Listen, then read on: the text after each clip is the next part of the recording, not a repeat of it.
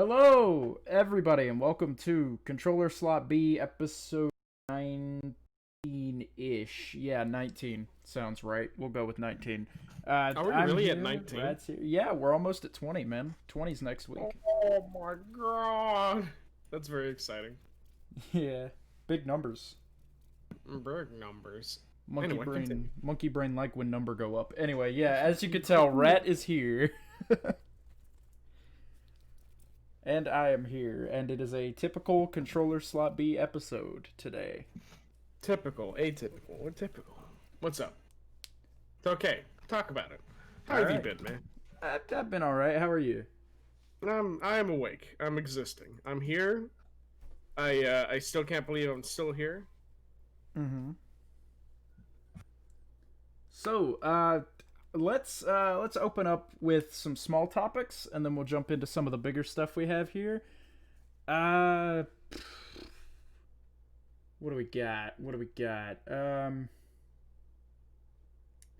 Oh, before the show started, I was looking at that Warhammer trailer you put into the thing. That looks pretty dope. Yeah, so Dark Tide, right? Mm-hmm. If you're Fat Shark, hold 1 second. All right. So Fat Shark is the team who went ahead and got us Vermintide 1 and Vermintide 2. Mm-hmm. Crazy thought, I know. So Vermintide 1 and Vermintide 2, extraordinarily fantastic outcomes as far as games go. And so these guys are making the Dark Tide series. Same group, right? Dark Tide and Warhammer 40k is more of a future, dark future kind of take on humanity Mm-hmm.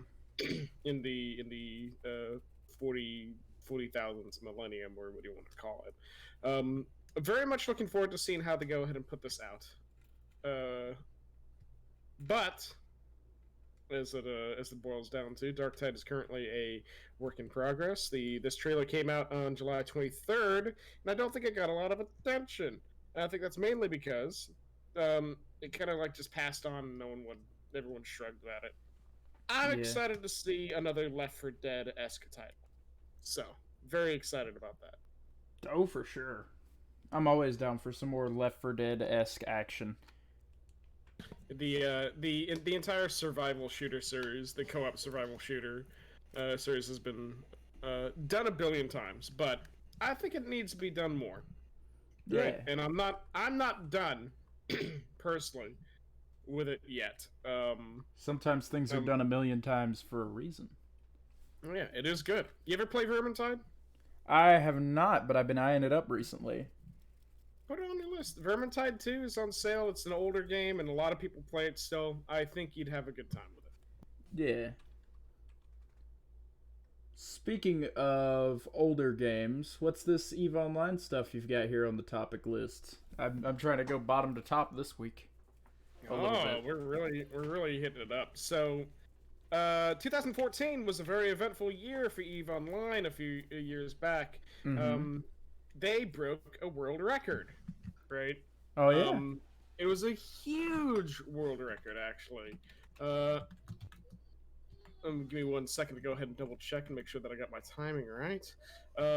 It was the bloodbath of B-R5RB, right? Which was the largest player versus player event in any online game, Mm-hmm. right? Um, this totaled at 7,548 players in the single group, right? With a maximum of 2,006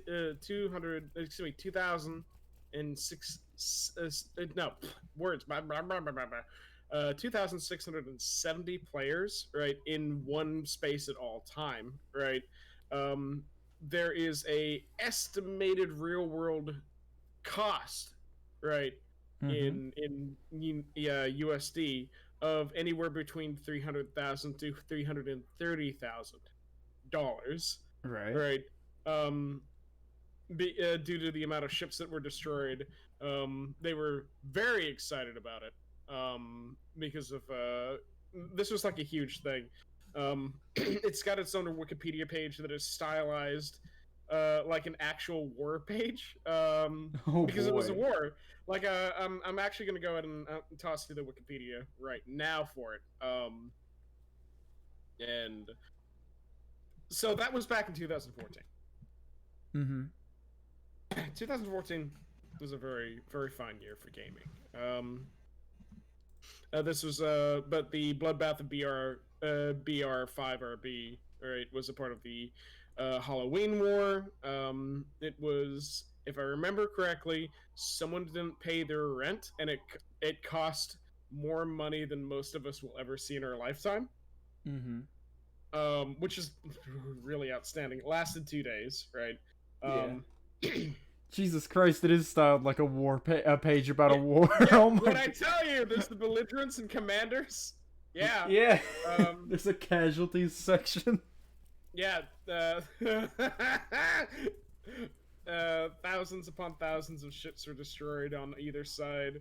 Uh, 16 Titans, 2 super carriers, 106 dreadnoughts, 5 carriers, around 1,900 subcapital ships on one side, and then the other side, which is the weirdest one because that side was the smaller side. The N3 Pandemic Legion had less forces but lost more ships.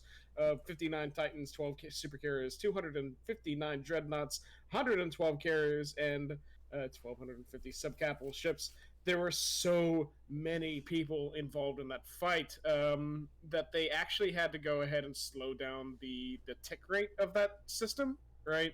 To Mm-hmm. go and make sure that the servers didn't melt down. This also involved a very influential member of the EVE Online community, the Matani, right, who has a long storied past.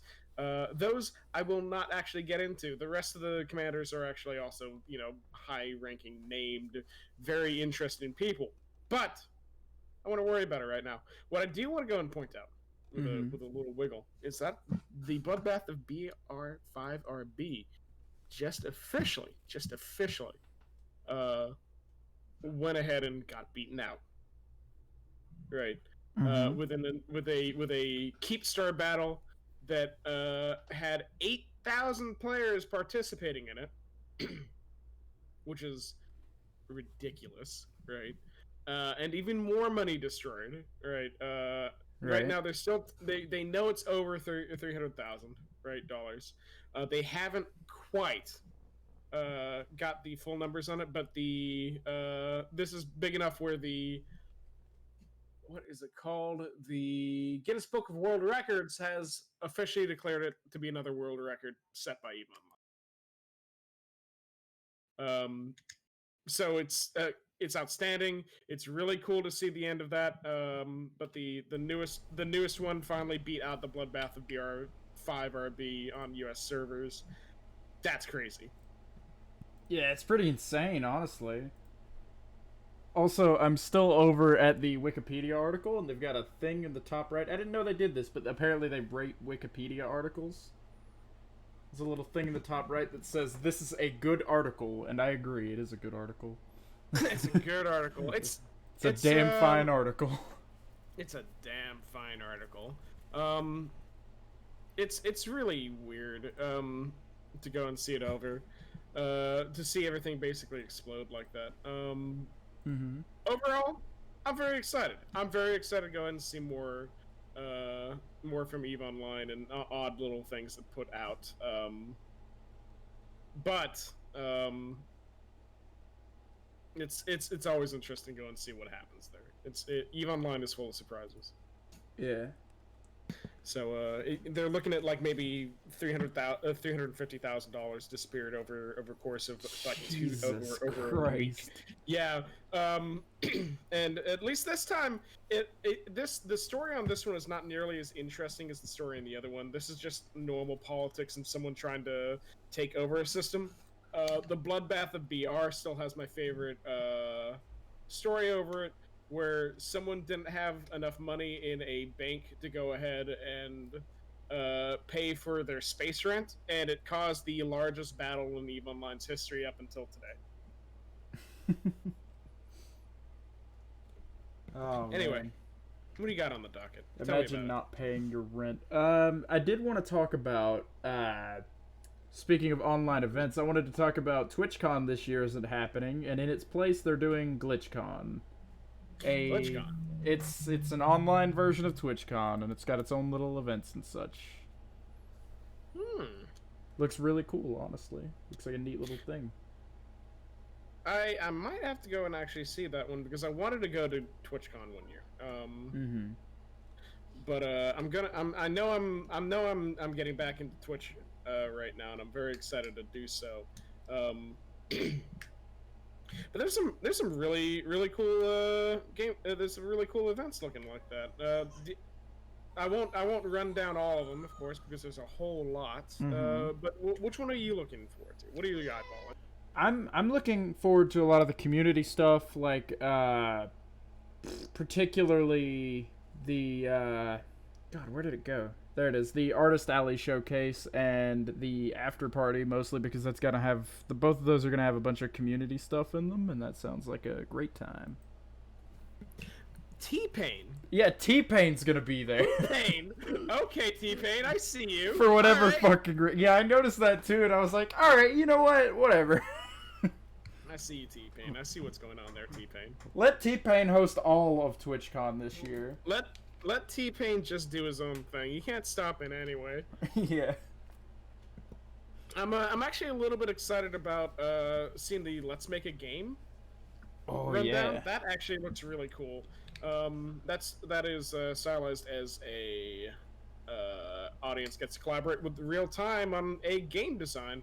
It will be play tested on stream and can be downloaded later. That's crazy. Actually, I'm definitely gonna want to jump on this. When is this happening? This is November 14th at 12 p.m. Eastern Standard Time and 9 a.m. Pacific Standard Time. That's Saturday. I could take advantage of that. That's very cool. Okay. Yep. In a cosplay contest. Well, GG. That'll be fun. And then we can talk about it next week. Talk about how it went. I'm excited. There we go. Hopefully it won't be a total mess. Hopefully. People have it covered. They won't have this problem. I'm sure it will be fun. Ah, God. Yeah. What else? What are Seems like it's gonna be a nice little event. I'm excited. I'm very excited to go and see how that goes. It looks like we've got some Steam stuff coming up. Oh, we got plenty of Steam stuff coming up. Hey. So, which one do you want to talk about first?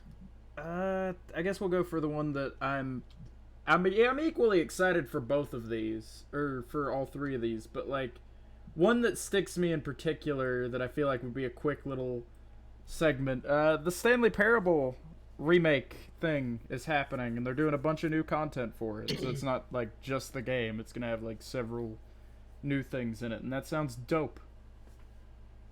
It's been Ultra Deluxe. Yeah, it's it's been 3 years in development now, so I'm hoping there's a lot of good new stuff in there. I'm already excited.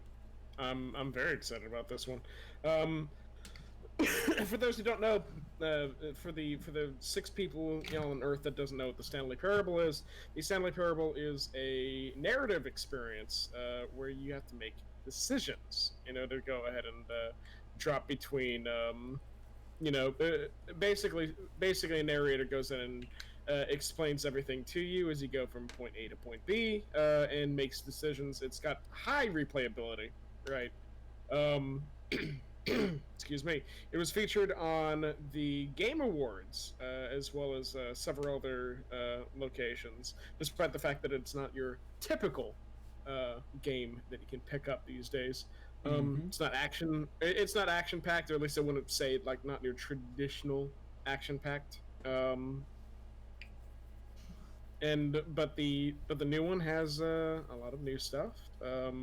It's in collaboration from Davey Wedren and William Pugh, so I'm excited to go and see how they put that out. I've played a few of their previous projects, not including Stanley Parable, and all of it's good stuff. And the Stanley Parable in particular was one of the first PC games to really blow me away in a particular way. Not in like a, whoa, this game looks amazing, but like more of a subversion of expectation kind of deal. And it was a good time. It's a good time now, and it was a good time then. And I'm hoping it'll be a good time when the new one comes out next year. Well, you can't screw that up. You Yeah. can't screw this up. I'd really Stanley love to see Parable. him try. Don't don't do that. But for something that for being described as a unholy offspring of Inception being John Malkovich and Portal and getting roughly perfect scores across the map, I'm sure it'll be fine. I'm sure it's gonna be fine. Have you seen the website, by the way? I am looking at the website now. God, it's a treasure, isn't it? I really enjoy the controller. Yeah, it's a great time. I was just glancing at that a minute ago, but how do I set up that? How do I get that controller? how do we get that? How do we get that controller? Can that controller play MIDI files? I hope so. I oh no, I bet it can. I'd bet it can. I wouldn't. God, you could. Gotta get that analog control via the stapler on the side there. Is that analog? Oh no! I mean, I guess that could be a shoulder button. Yeah, I'm sure it that functions. being a shoulder button. Yeah. I don't know about the tape. Anyway. Yeah. Anyway, we should probably move on, considering this is an audio podcast, and anyone who doesn't have the website up right now. Yeah, no one can actually see what we're talking about. All right, hey, Portal Reloaded. What's that? Oh, Portal Reloaded is I am the Portal boy, aren't I? Yeah, it's an upcoming mod next year for Portal where you get the 2 portals. It's like its own little side story thing. You get your 2 standard portals, and you get a 3rd portal with time. And so you can travel back and forth between a past and a future version of the same test chamber, and things you do in the past version will affect the future one, but not vice versa. It doesn't work the other way around, obviously. And that opens up an absolute plethora of new testing options and like new interesting puzzles they can do. I don't know if I like this. Have you seen it? Yeah, I'm looking at it right now. When you said time portal, like my brain stopped. Yeah, it's a time portal. You just kind of walk through, and oh, there it is. It's hard to wrap your head around with just the trailer. It really is. I'm getting fucked up. I'm fucked up. Officially, I am fucked up. It's official. Rat's fucked up. Guys, I'm fucked up. But no, yeah, it looks like a really interesting mod, but the only thing that really worries me about that is this is the first time that the creator of this mod has worked with the source engine at all. So I'm trying to like temper my expectations a little bit. Yeah, it easily could just be dumb. Yeah, but I'm hoping it's going to be good. And I don't know if you know this, but the modding scene for Portal 2 over the years has been amazing. That doesn't surprise me. Like, there's a lot of good fan stuff in there. Somebody used it to build a VR Portal experience thing. And that was interesting. It's got, like, its own little VR puzzles. You don't get to deal with portals, though, and that kind of sucks. But, you know, it's understandable because the level of vertigo you would get from portals would be out just too much. But yeah, no, I'm good. I'm very fine without that. Yeah, it's an extensive little thing. It's got a bunch of stuff going on, and it's of interest. I'm keeping an eye out on it. But one final Steam thing that's getting updates. Half-Life Alyx is a thing. Developer commentary. Yeah, developer commentary. I don't know, developer commentary is easily one of my favorite things in any Valve game. I mean, it gave us the original Steam meme. Yeah. Gay Ben. Gay Ben. And I love developer commentary. I love director commentary. I like hearing about things while experiencing things. I don't know. There's something about, oh, I just ran through this game, or oh, I just finished this film. Now I can watch it again or play it again with developer commentary. And it'll be great. But specifically the way Valve does developer commentary is particularly good. Yeah, don't they have like the now? Now, you know, it's the game, but it's got little floaty boys around it. Yeah, you touch the floaty boys and it plays an audio file, and a lot of the times, like there will be visuals popping up around you to demonstrate things that they're talking about. It's a good time. I'm excited. Yeah, I'm excited to see that. which means I get to play Half-Life Alyx for like the fifth time. Enjoyable, great.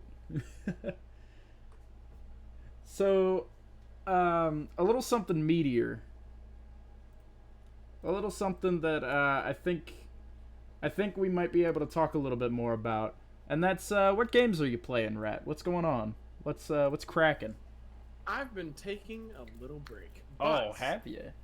I've been tired. I've been working on some stuff and getting things together and learning and building and on a vacation actually. Yeah, vacation. However, I have been streaming. I have been playing some games. Conan Exiles popped up on my list again. It recently had an expansion, Isles of Siptap, which I'm low key very much a huge fan of the entire Conan verse, if you want to call it that. That big old barbarian has a lot more than Arnold Schwarzenegger, and Arnold Schwarzenegger still plays it best. Excuse me. So it's very exciting. Very fun concept, honestly. All in all, it's been fun to see how things go and how things have put themselves together. Right, I've enjoyed seeing what's going down there. But hanging out on a server, building up a base and fighting back hordes of barbarians has been very enjoyable, actually. Would I suggest Conan Exiles these days? Yes, absolutely. Otherwise, I'm intending to go ahead and get back on streaming. Did we? Oh, there was an important thing. We did do the we did the Four Pillars. Oh, that's right. Yeah. Event, which was a lot more important, right, than a lot of things I've done just recently. Four Pillars UK is an LGBT group that I managed to go and take advantage of not take advantage of, but participate in a rather large event. Go and help them raise enough money to go and keep their lights on for a little bit longer, I believe till the end of the year. And we managed to raise 1,500 Great British Crowns for it. And the fundraiser was a success. Wow. A whole 1,800 pounds. I can't believe it. 1,800 pounds. 1,500 pounds. But it was 1,500? Oh, I was more focused on your mispronunciation of pounds that I... You fucker. Yeah, there was too big of a gag there to do. But yeah, that's still amazing. That's a great number. No, we had fun. For a great cause, too. Sayonara Wild Hearts was the game that we picked up for that one. So. What about you? What have you been up to? Like you, I've kind of been away from streaming and making content in general recently. I'm just now coming back to streaming after the big rebrand, and today I kicked off coming back to streaming with Black Mesa, and that was a dandy old time.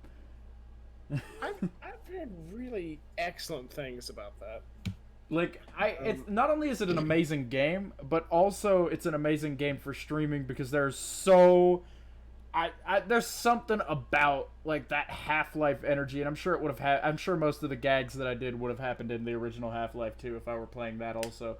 But there's just something about the absolute comedic potential for playing that game on stream that I can't understate it in any way. It may just be the fact that you can interact with so many things, but like, I don't know. I think that I honestly think that goes with pretty much any game from that franchise. The Half-Life franchise is really fantastic for having a lot of things to toy around with. I haven't picked up the Black Mesa thing yet, but it's on the list. Yeah, I bit the bullet today and purchased it, and I was like, I'll just stream this, and that'll be okay. And it was okay. It was a good stream. Outside of that, there's not a whole lot of video games happening right now. I mean, I've been spending evenings in VR chat, which has been a great time. just chilling with randos. That's been a great time. But yeah, not a whole lot of actual like sit down and enjoy a video game for a while going on. Well, I'm glad you're back into it. Yeah, Yeah. hoping that's gonna change up soon. But yeah, that was a nice little talk about video games we're currently playing. So again, we're gonna jump from one meaty topic to the next, and go from games that we're currently playing to what do you think with like the new generation of consoles coming out literally this month in like a couple days. Well, they'll already be out by the time this episode comes out, actually. But what do you think the best game of this generation was? So I every year I say this every year. Right. I've been saying this since 2000. I'm a giant fan of everyone's favorite game, Cool Hole. Cool Hole has been on the radar for several years, and it's been in development since forever. And to see it finally come out and to finally be as good as it's promised, all the features involved, and you know, multiplayer that came out of nowhere, server support, Steam Workshop, Epic Workshop. The reviews have been flying in since day one. It's overall has been just really fantastic. The plot line, redemption arc. I cried a lot. I cried out of places I didn't think I could cry out of. Cool Hole is my nomination. More seriously, fucking Cool Hole? What? Yeah, Cool Hole. You gotta play Cool Hole. I have not. You gotta play Cool Hole. I guess I gotta. When you put it that way, I just can't argue. Alternatively, I'm still gonna go ahead and idly point over to Final Fantasy 14. Ah. Oh, I didn't put it on the topic list, but I started Final Fantasy 14. I'm proud of you. How'd it go? How you liking it? Well, I played the tutorial, nearly fell asleep, and haven't returned to it in like a week. But I'm gonna. I still intend on it. I just haven't had the time really. But yeah, it was fun. a lot of dialogue or a lot of monologuing, but you know, good times. And I'm hoping I can get a feel for it.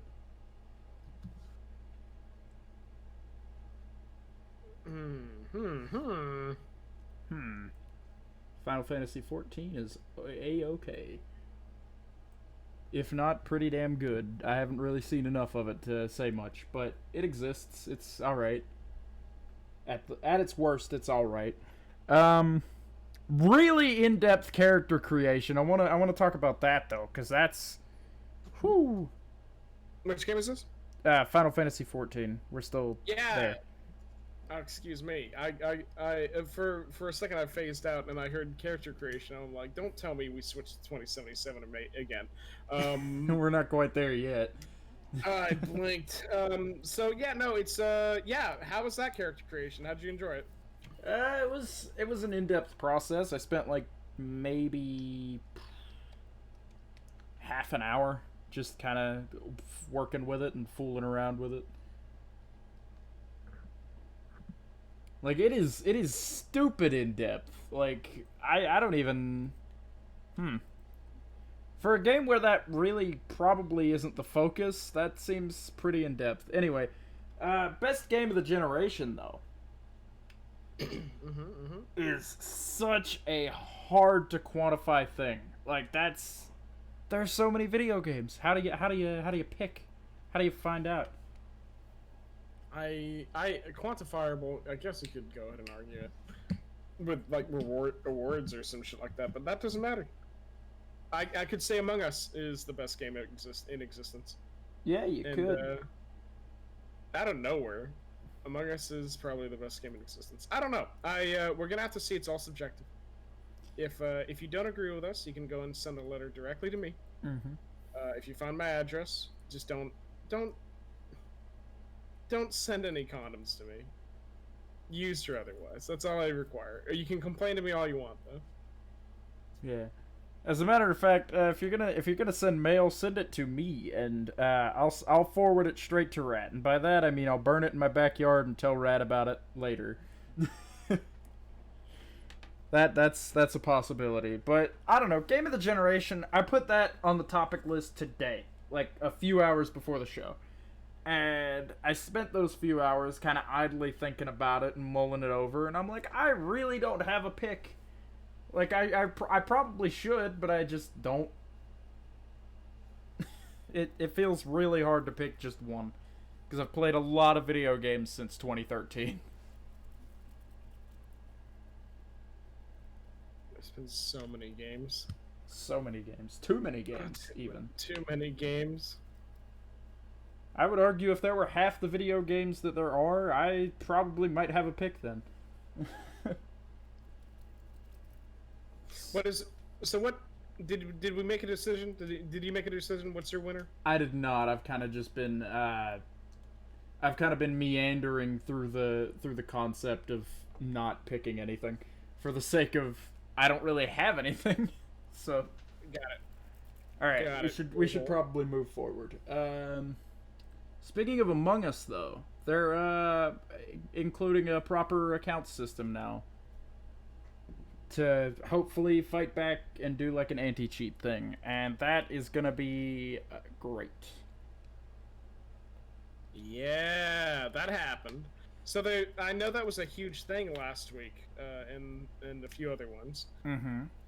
So anyway, I saw a lot of cheat stuff.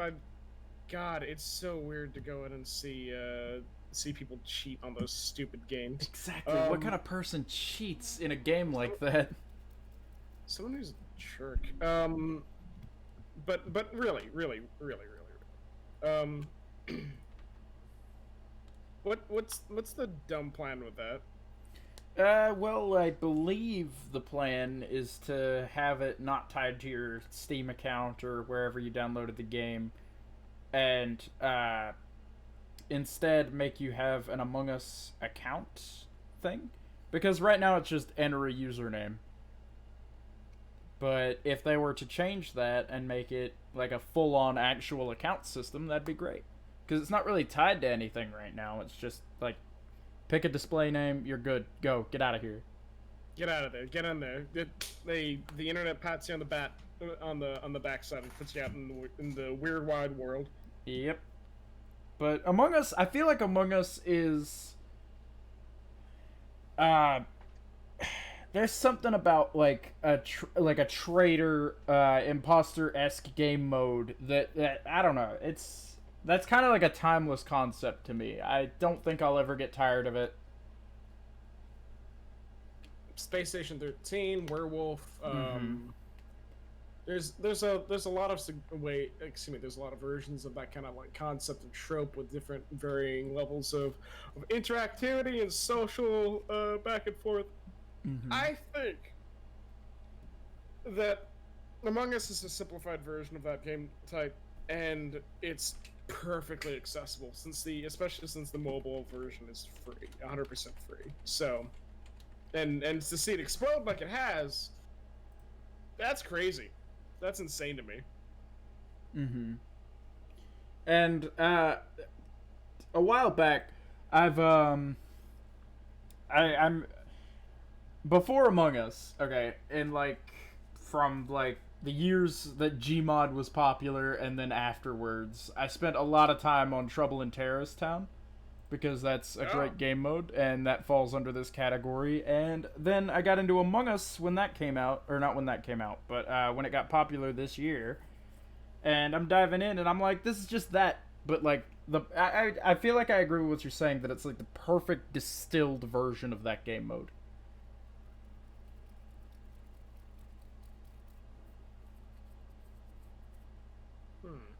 Yeah, I feel like if I were to pick one key example of that sort of odd man out game mode, then I would definitely pick Among Us as that example because it's super easy to get your grubby little mitts around.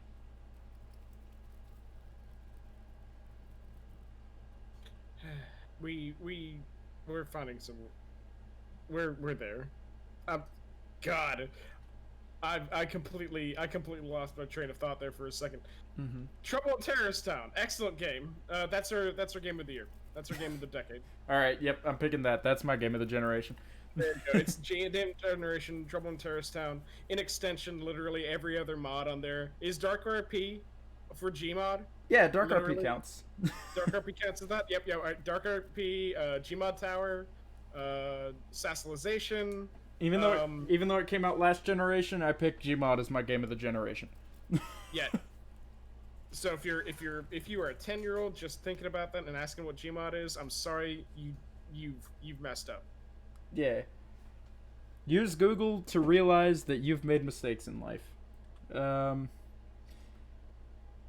more importantly, why are you listening to this podcast? Go figure out what Gmod is. Yeah, but speaking of things that 10-year-olds would enjoy, Minecraft snapshots are here. It's that time of the update cycle again. We're getting early looks and beta versions of upcoming features for the new update, and we've got stuff like copper and bundles and whatnot, and we got candles. It's all good stuff. It's great stuff. I'm very excited about that. Are you familiar with the whole 1.17 thing? Copper seems good. Yeah. Have you seen how it like oxidizes? That's fucking dope. Honestly, God, I don't know how to do. I don't know how to feel about a brick that that changes over time, or how fast it changes over time, or if weather is a part of it as well. I think it's going to go ahead and look really cool and will help age dungeons, because I do dungeons. Right, in a lot of games.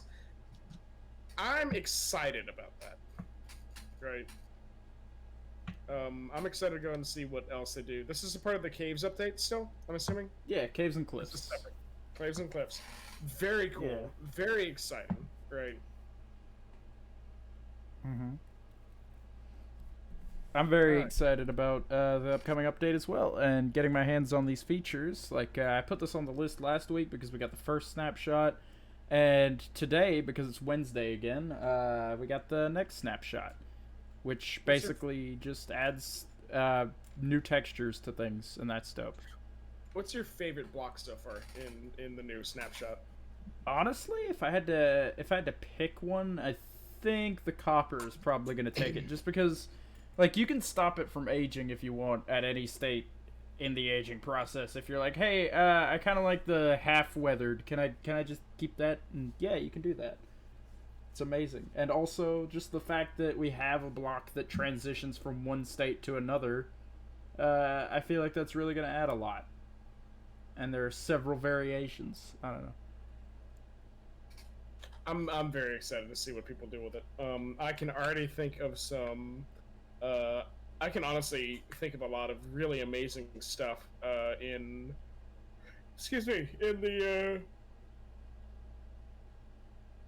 the new snapshot. I can imagine there's a lot of opportunity for growth with the new textures and new items. I know one of the more exciting things that I've seen so far, right? When I make a very quiet motion over to the 10-year build of Middle Earth that just got finished up. I'd love to see if they do anything with the new box in that build. Oh yeah. Have you seen that? I have seen that. I saw it on I believe I saw it on the Minecraft subreddit the other day. I don't do Reddit often, but you know, rare occasion. That was enough to go and pop on over. So when Bret actually looks at Reddit, you know something's up. Yeah, stuff's going on. I usually just use Reddit for Minecraft subreddit whenever update cycles roll around, and I was looking at cool stuff. Less cool than the whole Middle-earth thing and less time-consuming, but there was a Statue of Liberty somebody built out of the copper blocks and then watched it age, which I thought was a clever use of it, and they made like a time-lapse of it. That is actually super cool. Yeah, it's pretty clever, and it gives you a sense of how the aging process works, and how long it would take for things to age. I'm gonna drop you a link to it, but Yeah, it's a cool little time lapse to look at. Like it's not even like I watched the whole thing and didn't realize I had watched the whole thing for like a good like most of the way through it. But it's captivating. It's cool looking. I feel like that's a neat use of those blocks, and yeah, I'm excited to see how it goes. I think overall we're gonna just see more and more coming out of the Minecraft community. I was not expecting anything to happen to the Minecraft community. The truth be told, right? mm-hmm. But moving forward, seeing how things continue on, I'm very excited, right? Because I don't think Minecraft is going anywhere anytime soon. Yeah, it's another one of those games like Among Us that's gonna have or does have proved to have staying power, and I really doubt it's ever gonna like fade or wear in any way. If because even without the updates, if they had stopped updating this game like 5 years ago, it probably would still be pretty consistently played. Because I don't know, something about the concept and like the core of the game is very evergreen. It's not going to go anywhere. Yeah, and especially with these updates, it isn't going anywhere. Because like once a year, they announce and start working on a huge update. I think I'd actually be a little bit excited to see Minecon next year. Mm-hmm. They did a live event about the update like a month or two ago, and you probably remember because most of the Team Pixel Sunset Discord was talking about it. Most of the active members there. I'm still mad that we didn't get Flower Cow. Oh yeah, I still want to complain about Flower Cow. Was it Bloom Moo? It was Moo Bloom, and it was the best pick, and I'm upset nobody went for it. Out of anger, I chose the Illager. I voted for the Illager out of spite and anger that Moo Bloom didn't win. Moo Bloom didn't win, so now ye must perish. Moo Bloom didn't win. I want everyone to suffer because of it. Yeah, Moo Bloom did not win, and thus Rat has sent a plague onto your crops. Yep, exactly. And unfortunately, that plague never took hold, and now we have a glowing squid. So yeah, now we have weird squid thing that doesn't even actually glow. It's just a retextured squid, which is kind of dumb, but you know. What does it drop? Like glowing stuff? It drops glowing stuff, doesn't it? As far as the actual dev team is concerned, they said they have not confirmed that it will drop anything unique, or that it will actually glow. Or no, they did confirm that it will not glow. And so if it doesn't glow and it doesn't drop anything, what is the point in this creature? They stole it from us. There's literally a project going on to have an active Minecraft server rented out where it's nothing but a spawn platform where everyone stands, and then the floor is lava and there are dispensers just dropping glow squids from the sky. Like that's already a planned thing. Thank fucking God. Finally, yeah. Retribution. Retribution. That is the Holy Land. Anyway, this has been a solid episode. We're out of topics, but Rat, do you want to plug some stuff before we head out? Hey, I'm a salty rat. You can find me over at www.twitch.tv/asaltyrat and come hang out sometime. We'll be streaming again more actively some competitive gaming. I'm considering I recently picked up Rocket League. I picked up a few other things, and I think we'll be starting an adventure series again sometime soon. So keep an eye out. We'll be doing that again. Yeah. To contact Rat, you can use the number on your screen, and that's 1-900-905-4395. Get on that. Go call them. Go have a good time. I'm making sure that actually spells something decent. It does not spell anything decent. I was pulling a number out of my head. I had to ensure that it was a 900 number, though, because those don't work anymore. Oh, thank God. That's not a functional number. You can call it, though. You can be told that you're an idiot for calling the wrong number. Yeah. But, yeah. I'm Brett. I do Voxel64 stuff over on Twitch and here on YouTube. I say here on YouTube, even though most of our audience is over on a platform called Overcast. But Yeah, I do YouTube videos. I did a thing about the Satellaview recently, and it was like a little 5 minute thing, and I'm real proud of how it came out. It's a good video. You should check it out. And I'm also on Twitch. I do not have a unique number you can call that will also tell you that you're an idiot. But what I do have is an awkward closing segment for this podcast. Do it. Show me what we got.